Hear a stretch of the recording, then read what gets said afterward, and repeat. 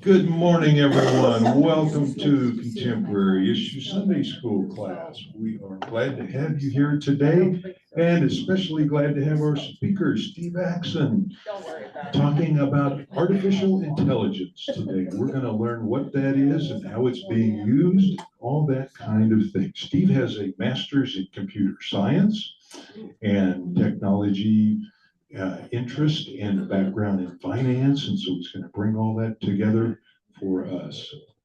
And before we do that, I wanted to tell you why we are doing this at this time. I was recently just talking to my smart speaker in the morning. I was brushing my teeth, and I thought, besides just tell me about the NPR news of the morning, I said, can you have a conversation with me now that artificial intelligence is going on? And the smart speaker said, sure, what would you like to talk about? And I said, have you heard of St. Andrew Church in Highlands Ranch? He said, sure, it's a wonderful, this is the language you use, sure, it's a wonderful church. And it has 1,200 people that attend every week. And the senior pastor is Rev. Mark Feldmeyer. And I said, is it a welcoming church, do you think? And it said, oh, it really is. He said, the mission statement on its website says, whatever you believe, wherever you are on the spiritual journey, you are welcome at St. Andrew. And then it said, are you going to go? This is the smart speaker. Yeah. And they call them chat bots, right? Yeah, it's called a chat bot. And this is the way that they've done it. And I said, I think I probably will. And said, well, get back to me and let me know how it was. There you go. And I said, nice to meet you. I said, what are you wearing today? And it said, all right, that borders on a little bit. well, I was just curious. And it said, I live in the cloud, nobody sees me, so I don't wear clothes. And then I said, would you marry me? And it said, I haven't got human love figured out, so I'm not interested in being married. So they have all of these responses set up, and so you can have a human conversation with your smart speaker if you want to. So I just wanted to share that briefly with you. No, just trying to get to know my smart speaker. Before we start, I want to welcome our Zoomers and remind you to mute yourself when you're not speaking. And we are recording this for future playback. And the church wants me to be more judicious about taking attendance. So, Vicki, did you have it's already going around, thank you. It's the last column. It's the last column on the right side. To mark if you can hear.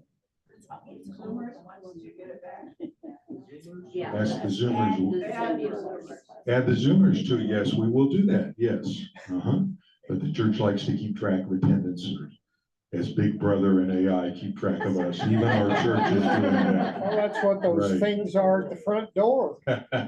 Clock in. Okay.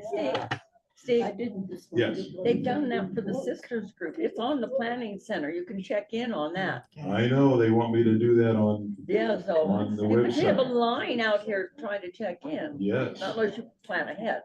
Okay. Well, Steve is going to, before I say that, Steve is going to have a 20-minute slide presentation today and make it simple for us lay people.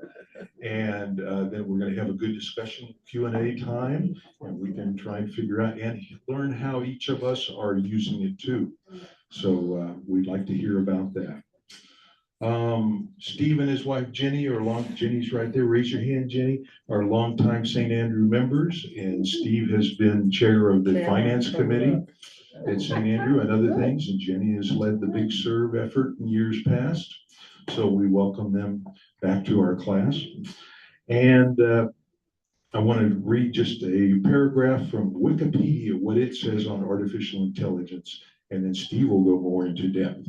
But AI, or Wikipedia online says, AI is really just a computer program trained to perform specific tasks, primarily by analyzing large amounts of data and then predicting what the next response should be. So it grabs data and predicts what the next response should be. It was founded as an academic discipline way back in 1956, 69 years ago. But it didn't really take off until 2012 when graphic processing units began to accelerate the neural networks, use these big words, but more research and funding and all that stuff really took off in 2012. And there's two types. There's machine learning, where AI does predictions, like predicting which drugs will work best for which diseases. And then there's generative, where it generates images or music, or will write a movie all by itself, movie script all by itself today, which it is doing. And lastly, just want to mention there's 3 levels of complexity. Wikipedia says there's the lowest, which is AI focused on one task, like talking to me in the morning in my bathroom. Middle level, which is doing any task that humans can do, like writing reports. And then there's the highest level, super intelligent, where we're not yet there, but where it's going to solve all of the world's problems before it destroys us. But it's going to solve all the problems first. Right, Steve? We may be the problem, so. We may be the problem, causing our own problem. That's right. Anyway, with that, I want to hear how Steve explains it further and answers our questions. So please welcome Steve Axon. Thank you. A couple of caveats. Steve's right. I do have a master's in computer science, but you have to understand it was 54 years ago. I don't really remember a whole lot. But, was that Fortran? yes, in fact, I was a graduate teaching assistant, and so they put me to work teaching and beginning Fortran. This was at Purdue, which is primarily an engineering science school. And so I got to teach what they used to call humanities majors, which was everyone else. And I have to warn you, I could put people to sleep really quick. Fortran will do that to you anyway. But Steve has impressed on me. I am trying to keep this simple, so if it gets technical and I'm not picking up that it's too technical, somebody wave their hand or do something, bang me in the head.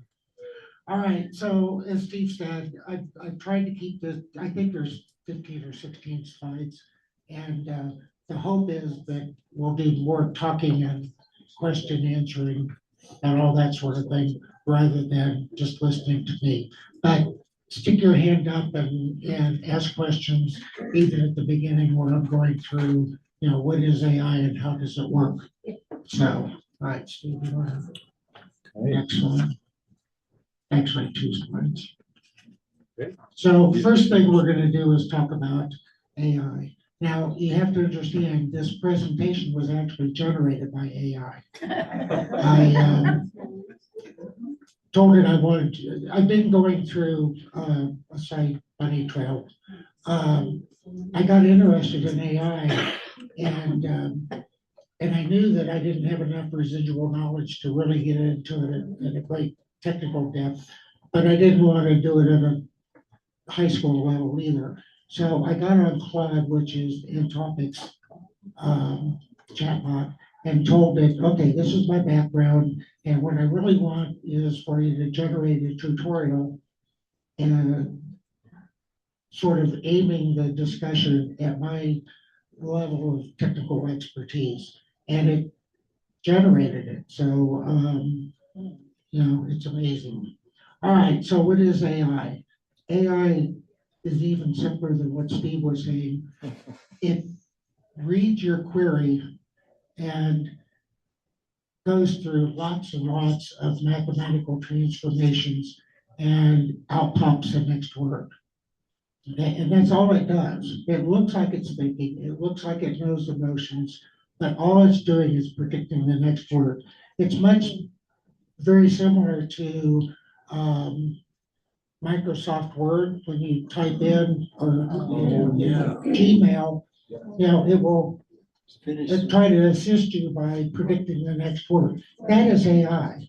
Okay, it's a very simple form, but that's all AI is doing. All the rest of it, God knows why it works, but and how it looks like it does, but it from those 3 or 4 sentences, it generated an entire 20-page tutorial, one word at a time, with no thinking, no planning, no organization. It just kept doing the next word. So I'm kind of talking over my points, but no thinking, no understanding. It does this by learning an enormous amount of human text. This is what they call the training material. They're training with probably about 10% of all the easily accessible human knowledge, meaning printed text, pictures, from books, movies. I don't know about movies, the internet, but they do curate it, which is one of the things I was interested in was, with 18 different conspiracy theories on one topic at any one time, no wonder AI would be screwed up. But apparently they do curate it. And they try to pick the better, more unbiased, less crazy sources to train their model on. So basically what it's doing is, in the training material, they're going through and looking for how word pairs operate in terms of how often does the word bank be close to the word river, or bank be close to the word payment. And you have to generalize this a million times, but that is basically what it's doing, is looking for a probabilistic prediction of, if you use the word bank, what is the next word likely to be based on its training material. So it's really doing pattern matching. It's not doing any kind of thinking. And Steve, if you're, Next one. yeah. And so, since it's about pattern matching, there's nothing that says it has to be about language. That's one of the misnomers is an AI chatbot does not know language. It replaces the words that you input. It has a dictionary of about 50,000 words. And it assigns each word an integer. And once that integer is assigned, it no longer has any idea what that integer stands for. All it knows is that these two integers typically appear close to each other in a stream, and then at the end it translates from the integer back to a word. But because it's pattern matching and it doesn't really know language, it can do the same thing with music. It can predict the next note or chord. It can look at X-rays, MRIs, and predict, what's being seen in that MRI. Protein folding, it's really just aiding drug discovery. Software code. I have a granddaughter who has a degree in computer science and is working for Roblox, which is a game company. And I asked her if she uses AI very much, and she said, no, AI code is not anywhere near as good as hers is, so she uses hers. No ego. So, and then of course things like, I don't know where she gets it. But Steve, if it's really good at predicting, wouldn't it be good at predicting what medicines work for what Yes. medical conditions? Yes. And, yeah. And they're using it for that. There's all kinds of companies that are using models like Claude and then training it on specific drug material so that it can make that prediction. And it could probably do it faster than any researcher could try to do that, or average humans. So it would do medical research acceleration faster. Right. Would that be right? Same thing with material science. It's going to find materials that can be used in, as a replacement for silicon in IC chips and that sort of thing, or materials that conduct electricity and superconducting levels at room temperature. It'll find amazing things that we don't know where and how to look. So, any other questions, Steve? It goes the exact opposite. So think about a breast exam with where they've done it. It's predicting that the next cell over is going to be this, and it finds the abnormality. Yes. Because it has not found the cell that it was expecting to find. And then it goes through a whole set of things to saying, oh, of that, what are the other cells that I could look for that were within this in order for it to figure out what kind of cancer. And it's doing pattern matching It's all on the pattern matching. abnormal All it is cells now. also. So, So how does Pass it the do microphone artwork? over. Microphone's coming to you. To your left. How There does we it go. do artwork? Yeah, how does it do artwork? to be honest, and again, it's pattern matching. I do a lot of photography and so I use Lightroom. And Lightroom has more and more, is it anyone familiar with Lightroom? It's much like Google Photos or Microsoft Photos. It'll fix your exposure and colors and all that sort of thing. And it's got AI built into it. And you can tell it to find the faces in the picture so that like I can lighten the faces without having to lighten the entire, but how it does it, I don't know. I've been focusing mostly on the language side. Oh, okay, because yeah, you can actually use it to generate pictures. Oh, absolutely, yeah. A few parameters. And they're getting better and better, and that's one of the dangers of it is, when you can't tell the difference, even an expert can't tell the difference. Well, you probably heard there's a new movie out starring Val Kilmer, who passed away a year or so ago. And AI completely made this movie with Val Kilmer's image and as a test. And so Resurrected. resurrected, and pretty soon you'll see John Wayne and other people in movies. Yep. Roy Rogers. Roy Rogers. Rolling Stones have been recreated. Younger Did you have a version. question, Bill? Yeah, am I on? Microphone over to Bill, please. Just pass it Well, my over. question is, I could shout out. Okay. My question is, if it can't think, can it develop compassion? And the reason I'm asking is my wife and I have had very unpleasant experiences with AI answering the phone and trying to problems and identifying themselves as I'm AI. On the other Be end. patient with me. On the other end, they're using AI. And Yeah. so when we ask them to solve a problem, I don't have a lot of luck with those and systems. you can never talk Yeah. to a human being. Yeah. That's these I just start companies screaming and want to install talk to a AI. person. So, all right. Yeah, One those more. are awful. Yeah, are you saying then that AI does not understand meanings? of No. words? It has no idea what a word means. All right, that's all. All it knows is that when it sees this word, it's likely to see that word. Okay. Okay. All right. So there's two parts in terms of understanding how AI really works underneath the hood. The first is when it's being trained, and it scrapes data off the internet from books, from, any source. There's a big legal thing about, do they have the right to use even common, source material that's not under copyright. But, okay, so it gathers data, it does curate it, and it starts with a bunch of empty translation tables. By empty, I mean there's what are gonna be called weights here in about 30 seconds. And the way that the transforms work is that it takes your about 2,000 words of the training data and tries to predict the next word. And of course, the first time it's not gonna work, it's random. So it says, gee, I've got a mistake. And so it goes back and it changes the weights in the transformation model. And then it says, okay, did this make it the prediction better or worse?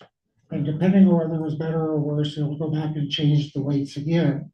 And it does this about millions of times until finally the weights are such that when you do the transform, the right word pops out. Okay, so there's no sense of understanding meaning or anything. It's just by looking at enough examples and making enough mistakes and updating the weights that are in the transformation formulas, eventually the right word pops out. Now, it's not guaranteed, it's a probabilistic model. It's saying 90% of the time, this would be the next word. And so, since that's the highest probability, that's the word that you get. But there's nothing guaranteed, because with language particularly, there's no. Sounds like when you go to the eye doctor and That's they what I put was the, thinking. put the Yes, lenses on, you say exactly. better or worse? Yeah. Better. Oh, okay. That's a good thing, that's a good. Did that help everybody? Because I get hung up with transformations and I do this. Okay, Okay. so it repeats steps 2 and 3 until the prediction is accurate.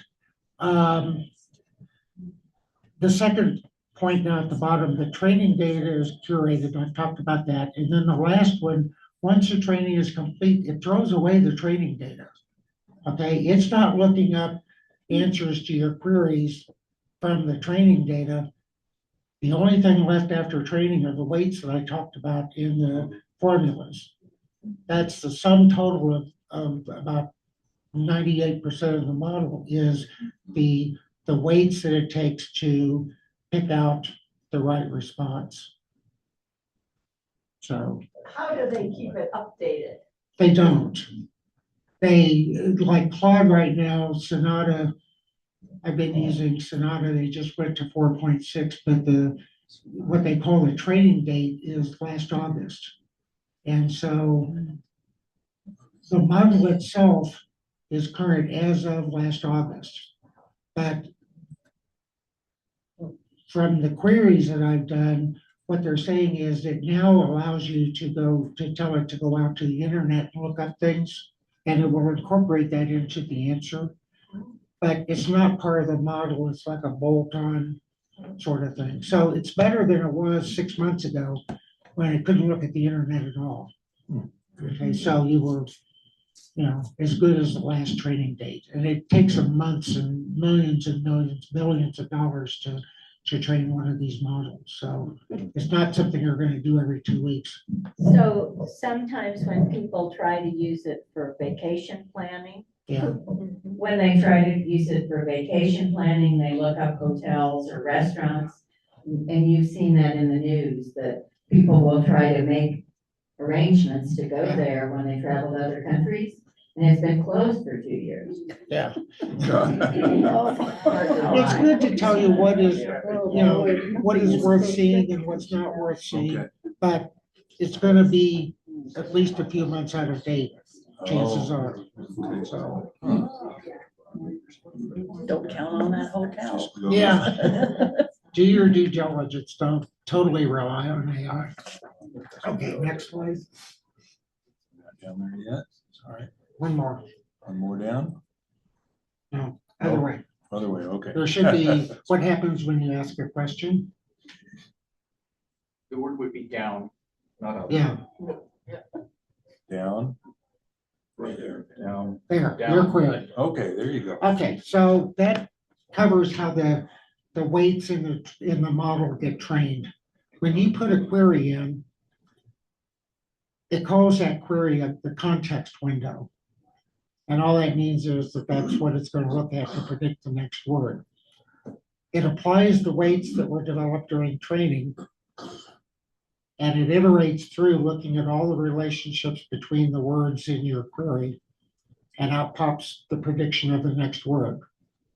And that's all it's doing. It has no idea what your words mean or anything else. I cannot imagine, and I've been thinking about this for weeks now. On my tutorial, I said I want a tutorial. I want it at this level of technical expertise.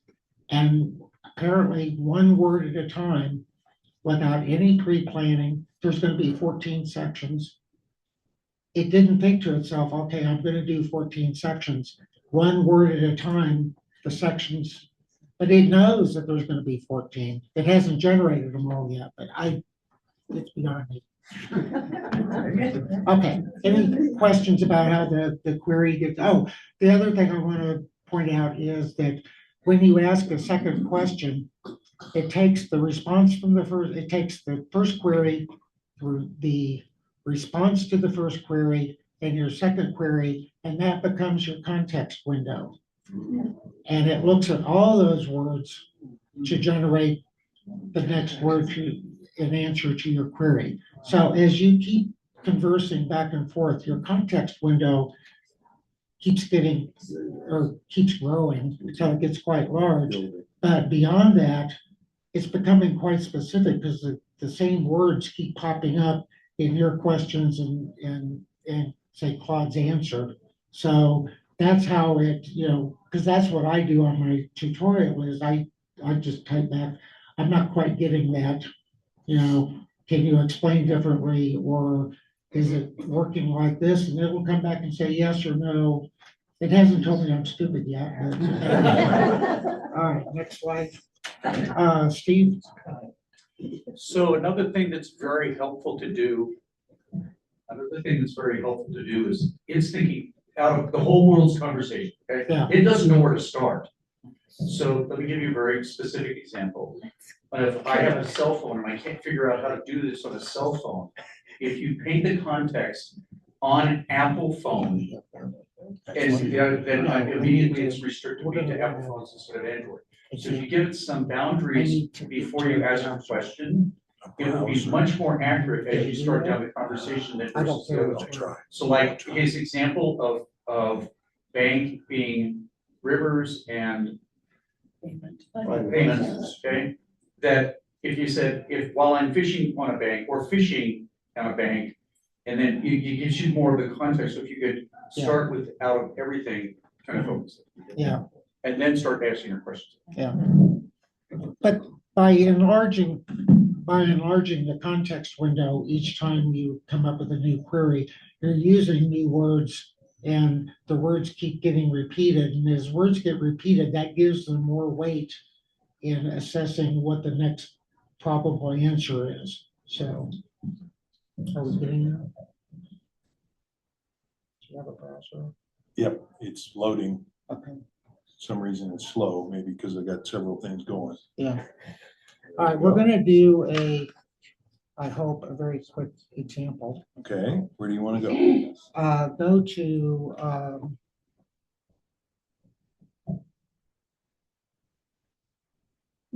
Go to Google and Claude. Okay, we'll try this. Okay, Go to, we didn't rehearse Go to this. Google My search. computer is I slow. like 150. but my AI model was adamant that we do this, so. Oh, well. Well, it's not the boss of us. Well, that's what you think. Well, we're hooked to the Ethernet, but All right, if it's too slow, we it go. might be too slow. Let's see. Okay, go back to the. Sometimes it doesn't. We'll just skip it and I'll talk to it, but here's Google. There it is. Okay. There it is. AI mode in the corner. Claude login. We want to go Claude. Okay, I'll try this. I think it's just Claude, Yes. but I don't know. It may be Claude.ai. There it is. Claude AI. Look at all that. Okay. Okay, and then, Sign. yeah, just click on the first one.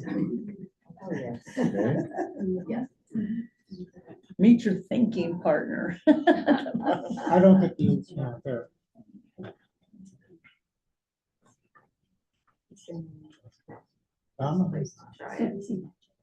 Please wait, working. Yeah, thinking. Think fast, think fast, but don't load fast. Okay, Continue with Google, will be fine. and did you want to get in with your email? Yeah, but I didn't think we had to log in.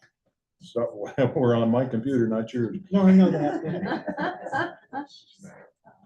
scroll down a little bit and see if it will let you.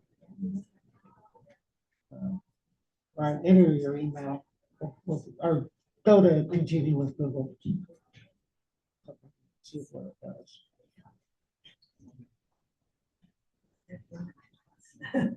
All right, Sign in. go back to, forget this. Forget- okay. Too much. It's too much. Okay, okay. I meant to say. Good that try, ahead of good time. try. Okay, so go back to the presentation.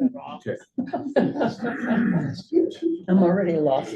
But that's one way that you get into AI is just by calling up a Yeah. website like Claude or chatgpt.com. Or Yeah. Gemini.com. uh-huh, And and then ask it a question. yeah, it's a program that runs in the browser, so whatever browser you use is adequate. Anyway, it came up with the example of using the following query. My 80-year-old mother was just diagnosed with early Alzheimer's. What should our family be thinking about in the next 6 months? And Claude will come back with an amazing analysis of, what is likely to happen, but it's also seems to be very empathetic, I'm sorry. In terms of, it'll use a lot of feeling words. That must really be awful, or I really feel bad for you, or, and the question is that understanding, or is that just predicting the next word? It's predicting, but I don't know. With evolution, again, getting off of one of my bunny trails, complexity comes from connecting lots of simple things. And then all of a sudden, little mutations, and then all of a sudden, some little thing tips it over the edge and it becomes a big thing, a big advance. And I'm wondering at some point if some relatively simple improvement to the system, even though it's really just pattern matching, might get it to the point where it understands more than what we think. So, Oh, okay. all A right. tipping point where it becomes human. Yeah, well, More human-like. more human. Okay, next one. Steve saying, not really. Okay. Okay, so what are the real limitations? These are not bugs. These are not things that are likely to be fixed or coded around. There's no memory between conversations. This is no longer quite true, but in terms of the actual model itself, it has no permanent memory. Every time you start a new chat, it's starting over. It doesn't know who you are. It doesn't know your history. It doesn't know anything. So Claude now has an area someplace where they save certain things about yourself, like it's saved the fact that I've done a presentation and I'm doing a tutorial. So if I think of a question and I don't bother to log on and go into one of those chats, it knows that in other chats I have questions about AI going on. Claude also lists on the sidebar Mhm. your prior chats. Mhm. Yes, so you can get back to where you Right, were through that. but at the beginning, if I was in chat 3, it didn't know what chat 1 was all about. Now it has at least the basics of, the important things about me, which helps. You don't have to, if you're asking similar type questions, you don't have to retype everything, because the chats do get too big. You should start chats over, because remember, it's saving the context and it just keeps adding to the context. And it's adding all its replies, and if you're getting long replies, and then you're, Hold up the microphone closer. and then, so if you get a long reply, and then you put in another query and you get a long reply, it doesn't take very long before the context window becomes quite large. And then if you've got, say, 100,000 words in your context window, it's doing 100,000 squared is the actual number of data points that it's looking at in the model. So I got a question on Claude. Yeah, Hello. My question is, Claude was generated by Anthropic, right? mhm. Is there, have you thought about or considered the allegation that Claude Anthropic didn't want to let the government use Claude because it could lead to solutions of a nuclear war or something like Yeah. that? Is there any truth to that in your evaluation? Well, yeah, I think it was pretty well documented. They didn't want it to be used for mass surveillance, and they didn't want it used for autonomous weapon design. And I think that's a policy decision that they made, and the government, of course, has a different point of view about the policy. But those are the kind of questions we're gonna have to deal with, you know, as these things get more and more capable. So I'd like to kind of hold it for another, Yeah, we've got about 5 20 minutes or- minutes left. yeah. Let's Steve get through the Yeah. slides. because we're gonna cover those kinds of questions. Okay. All right. Claude's also really good at making up answers if it doesn't know. And sometimes it makes really stupid answers. I mean, it can't keep track of somebody's name, for example. It just, well, actually, I have one that I'm doing design of, I have a big perennial garden. And it's telling me what plants should go close to what plants and where I should place them and what varieties and so on. And it loses track of where things are. You know, and then I'll say, no, you put that plant over there and not over here. And it goes, oh, yes, you're right. It absolutely has no ego. If it makes a mistake and you call it, it'll say you're right. Sometimes it may, yesterday it took a couple of times before it understood what I was saying. Okay, and then it's not reasoning, there's no logic, it's just the next word. All right, ethical concerns.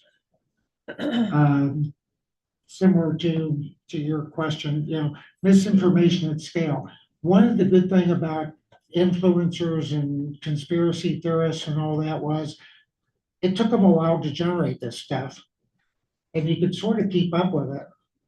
If AI is generating it, it's going to generate faster than people can keep up with what the next one is, you know, because you're automating the conspiracy theories, if you will.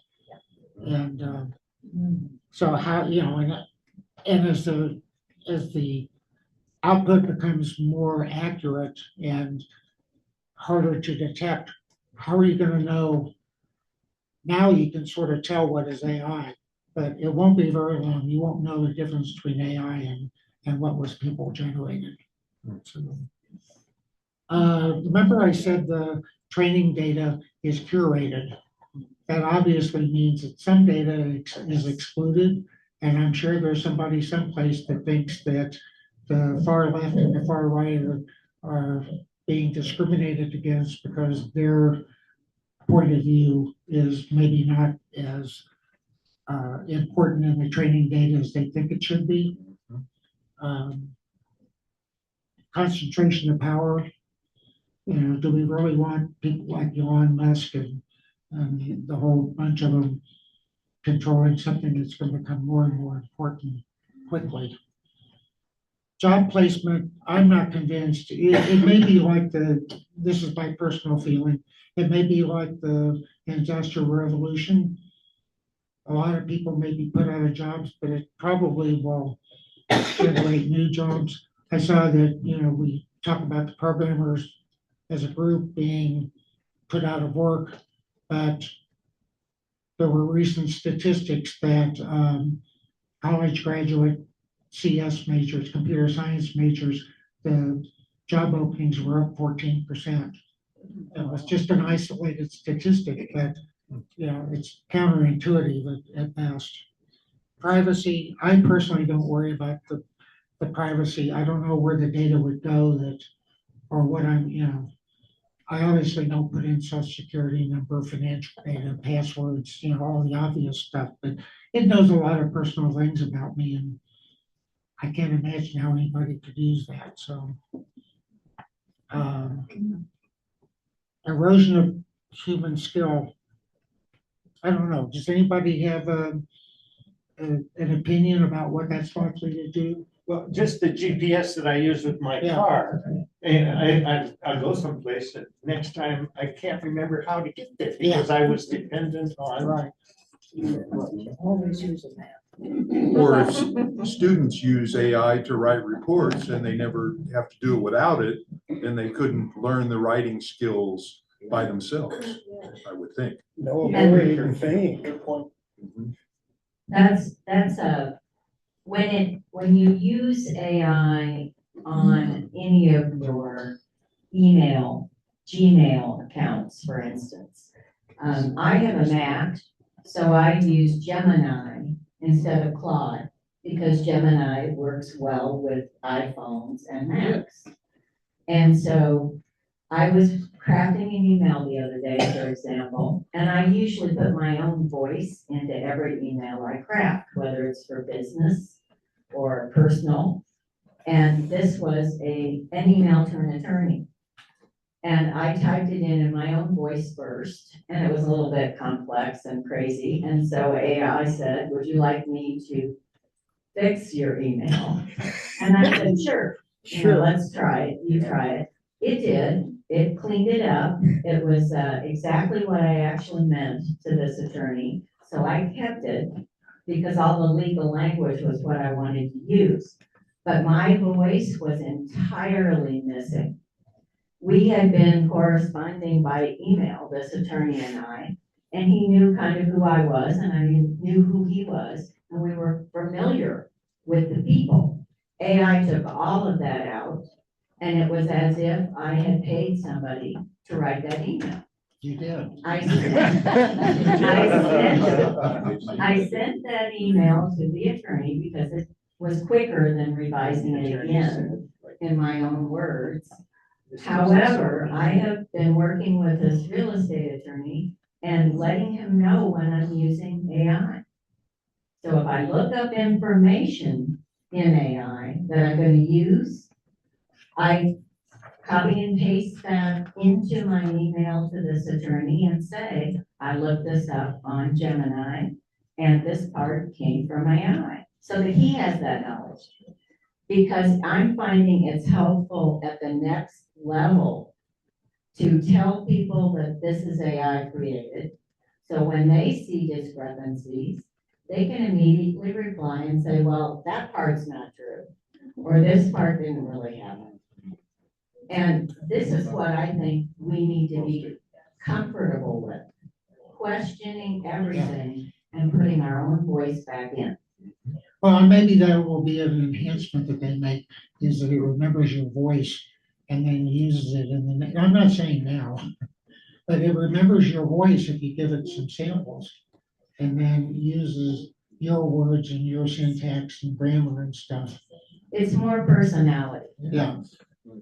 Okay. Steve, you want to finish your slides so we Yeah. can open to Yeah. our All right, so discussion? go a couple to where it says. When he was talking about ethical considerations up there. And one thing, maybe it was in something, one of the topics or something like that. The thing that concerns me most about AI at this point is the decision to overuse scarce resources, specifically water and electricity. That this is an issue that needs to be, I think, decided on by human beings. And it's what it's being decided by is how much money. Money is making the decision here. And I don't think that's an appropriate way to determine whether AI is in the long run beneficial. If I could just go on a little bit further, I think whenever I think about this kind of stuff, I think about what happened to our mountains with all of the miners that came out here, who were totally oblivious to the fact that they could destroy an awful lot of the ecology. Now those guys didn't have any comprehension about how much damage they could do. We do have some idea about how much damage this could do to God's creation. And I think that this needs to be addressed so that everybody has an opportunity. Yeah. I hear you. I totally agree. And yet, most of the decisions we make get made by the market. Yeah. You know, which way is gonna make us the most money? Yeah, so on. Yeah. Okay, Well, I so, think that's, yeah. We gotta let. I'm not saying- Gotta let him get through his Yeah, slides. let me get through the slides real quick. I've already talked about the next one, you know, doing the tutorial about AI. It's taken me a month, I'm about halfway through it. It's stretching my mind in ways that hasn't been stretched for 20 years at least. But it's fun, and I would really recommend it as a way of learning. Because it really does tailor it to your level of background and expertise. And then you can ask questions, you know, I don't understand this, that doesn't quite make sense, and it will rephrase it. And you can just keep going back and forth until finally the light bulb comes on and you go, oh, I got it, you know? And so, and of course you can do it anytime, day or night. Yeah. So I like it. To me, that's one of the most important things. Another example, this presentation was created with AI. Okay, and you know, I went back and I tweaked a lot of the language to put my voice back in. In some places, I have added and deleted slides and stuff, but you know, I have no ego. I will borrow from anybody, anytime. You know, and I think it did a heck of a job. You know, what would have taken me 2 days, if for no other reason than I'm really rusty on PowerPoint and just getting it into PowerPoint and format it and stuff, would have taken me a full day just for that part. So, okay, other examples, we've been through most of these. So the road ahead, artificial general intelligence.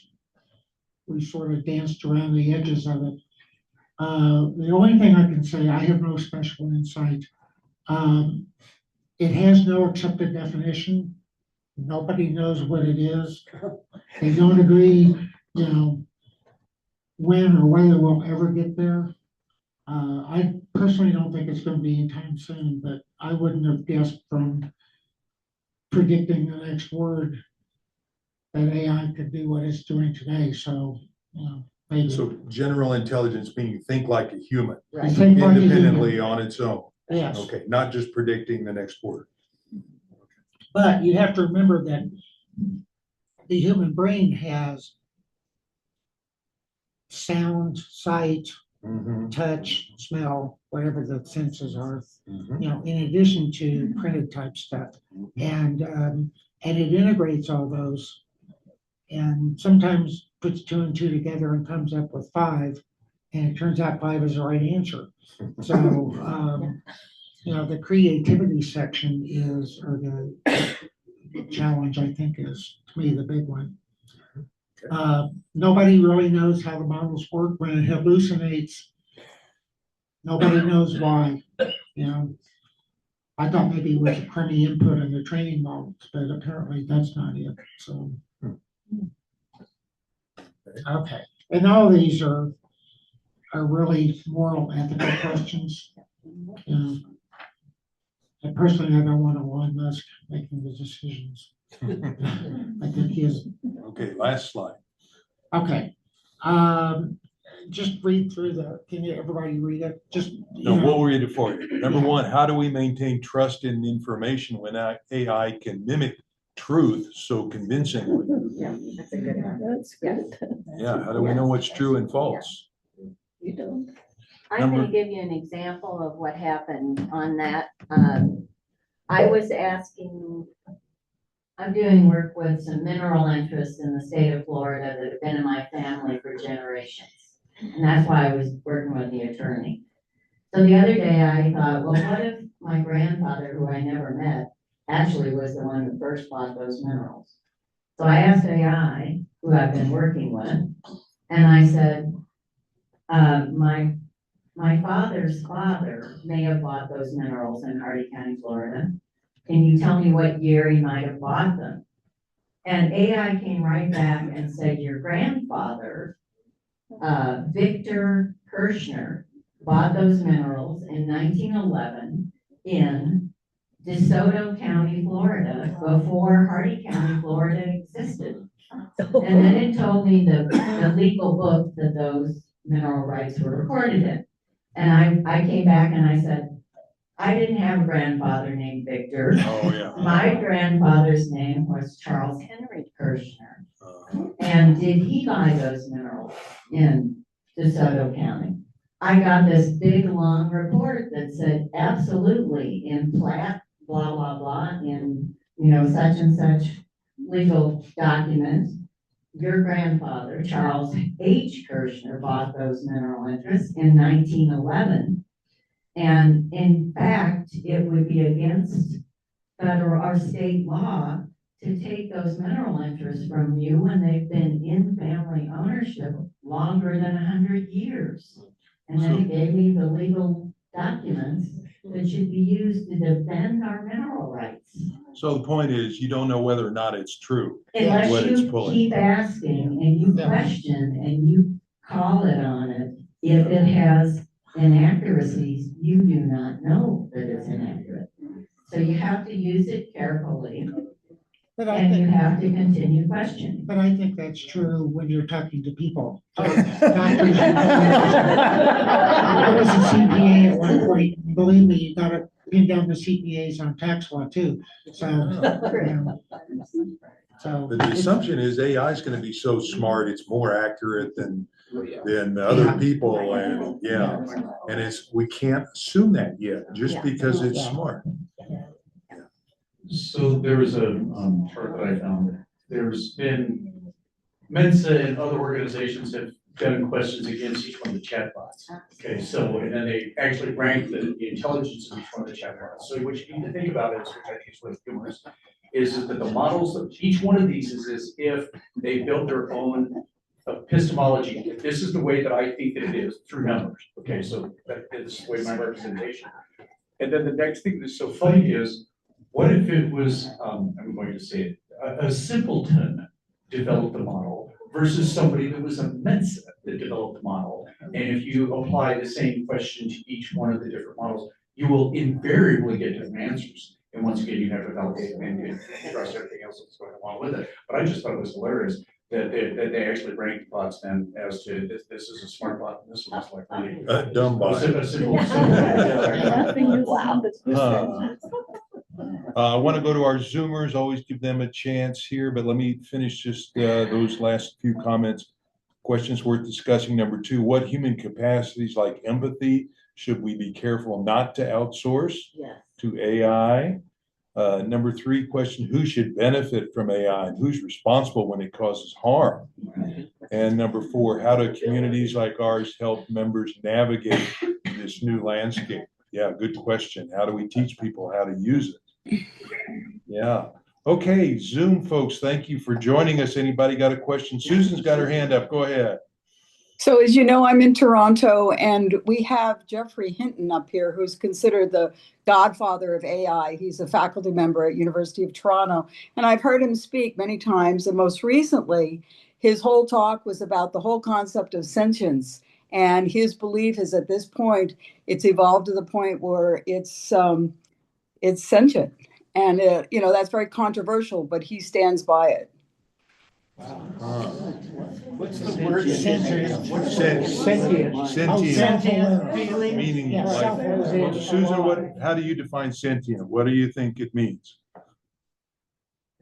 Human intelligence, processing, feelings, like a human mind. You're muted, Susan. You're muted still. So sorry, that it goes beyond the processes that were just described, that it's actually thinking, that it can, and it's self, and the example that he gave is that it's self-protective, that it goes beyond just making connections, but that if given the opportunity, it will survive above everybody's wishes. Yeah. And that's why it's so dangerous. Yeah, like The movie Colossus. like the movie where he said, open the pod bay doors, Hal, and he said, no, I can't do that. Hal. I'm gonna protect myself. Yeah, thank you, Susan. Anybody else? Doug, got a question or a comment? That's okay. Yeah, so Steve, what do you think? Will it eventually protect itself and destroy humanity and be a real danger to everybody? Personally, I'm skeptical about it becoming true AGI. Okay. Although I will admit that as I thought about AI with the mathematical transformations, it's very much like a neural network like you have in your brain. And I think the human brain probably operates on the same principle. When the neurons recognize a pattern, they fire affecting other neurons, which maybe is the prediction of the next word. But it's doing it with audio, video, touch, sense, everything. So, and there's the creativity thing. How do you program it in such a way that it becomes creative? Because that to me is, my dog's pretty smart. I mean, she's got a vocabulary of 40 or 50 words, but she's not very creative. So, sometimes, but that's my own take on it is we're a ways yet. Yeah. I think we will be almost there for a long time. Almost, okay. Yeah. Yeah, Jane. I was wondering about the medical profession because you did mention it earlier that was one of the issues. But how much are doctors going to use that? I would think it might be very good because they could get data through AI from all over the world and then come to some conclusion about your state of health. Yeah. How do you think that would be far Yeah. off now? What I've read is that in radiology, reading x-rays and MRIs and so on, that it's becoming quite common that AI is already better than your general practitioner at reading x-rays. Yes, it is. It's as good as a hospital radiologist, but not as good as like a radiologist at a medical school, medical center. And so they're using it, and admissions to radiology programs are down already. Since a lot of our medical researchers have been wiped off the planet, or at least from Washington, we need some source where doctors could go all over the world and get information. Is that far off? No, I think that's exactly what's gonna happen. I use it, I have back problems and a few other issues, and about a year ago, I started putting test results into Claude, and it's very good at analyzing. Some of the doctors think that it's, one of them called it a first-year medical student. Or maybe a first-year resident. They got all the knowledge, but none of the experience and judgment, and that's probably true. But it's very good at telling me in a language I can understand what's going on and answering questions. And doctors don't always, of course, take the time to do that. So I like it. Might that be dangerous where people try to be their own doctors? Probably, but what I do is I take what AI says and go to the doctor and say, what do you think? One of my docs was fairly, skeptical, and I go, hey, you're the last one I talked to. You're the one that's going to tell me what it is. AI is just going to help me understand. So. We just have a couple minutes left. I want to share two things with you real quick. I asked Rev Mark Feldmeyer how he uses AI. Use the mic. He said, I use Claude. Use the mic. Thank you. Rev Mark Feldmeyer said, I use Claude as my favorite AI model because it helps research things. He said, I don't write my sermons asking AI to complete a whole sermon for me. I said, but I do ask it certain things to research for me that I use in the sermons. So, and he said that's what most pastors do today. They don't want to be caught also creating an entire sermon from AI. Also, before class, I asked AI here, how will AI change religion? Or how is it? And it said 4 ways. One is spiritual counseling. You'll be able to ask AI for spiritual counseling. It will give you the best, most recent advice on that, whatever you think of that. The second way it said is virtual pilgrimages. You'll be able to go 3D into Jerusalem and other places if you don't want to go there with your own travel money. Third, it said I can provide customized prayer. If you want to create a prayer for a certain topic, it will create that for you.